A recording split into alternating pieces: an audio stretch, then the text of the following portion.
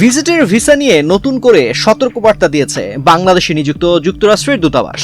বিশেষ করে যারা B1 এবং B2 ভিসায় যুক্তরাষ্ট্রে যেতে চান তাদের জন্য রয়েছে কঠোর নির্দেশনা।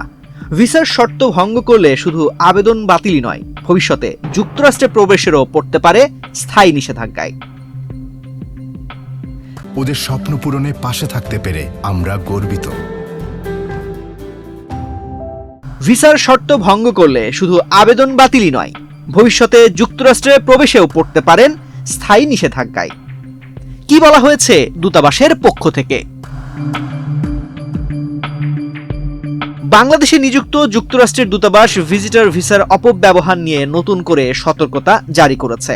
সোমবার সকালে দেওয়া এক বার্তায় দূতাবাস স্পষ্ট করে জানায়, B1 ও B2 ভিজিটর ভিসায় যুক্তরাষ্ট্রে অবস্থানকালে কোনো ধরনের ডিগ্রি বা প্রাতিষ্ঠানিক ক্রেডিট প্রদানকারী শিক্ষাক্রমে ভর্তি হওয়া সম্পূর্ণ নিষিদ্ধ।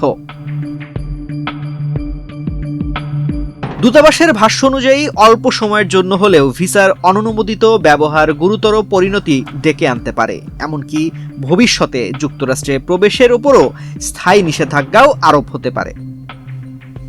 এর আগে ভিসা আবেদন প্রক্রিয়া নিয়েও সতর্ক করা হয়। দূতাবাস জানায়, কনসুলার কর্মকর্তা যদি মনে করেন যে আবেদনকারী ভিজিটর ভিসার শর্ত মানের ইচ্ছা রাখেন না, তাহলে সরাসরি ভিসা প্রত্যাখ্যান করা হতে পারে।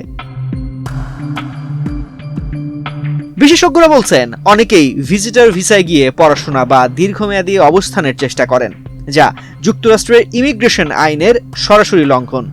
এ ধরনের কর্মকাণ্ড শুধু ব্যক্তির ভিসা বাতিলই নয়, ভবিষ্যতে অন্যান্য দেশের ভিসা পাওয়ার ক্ষেত্রেও নেতিবাচক প্রভাব ফেলতে পারে।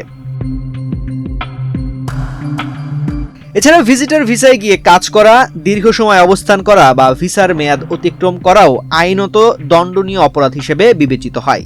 দূতাবাসের পক্ষ থেকে আরো বলা হয়েছে, ভিসা পাওয়া মানেই অবাধ সুযোগ নয়, বরং এর সঠিক ব্যবহার নিশ্চিত করা সম্পূর্ণভাবে আবেদনকারীর দায়িত্ব। তানজির রহমান, বাংলাদেশ প্রতিদিন।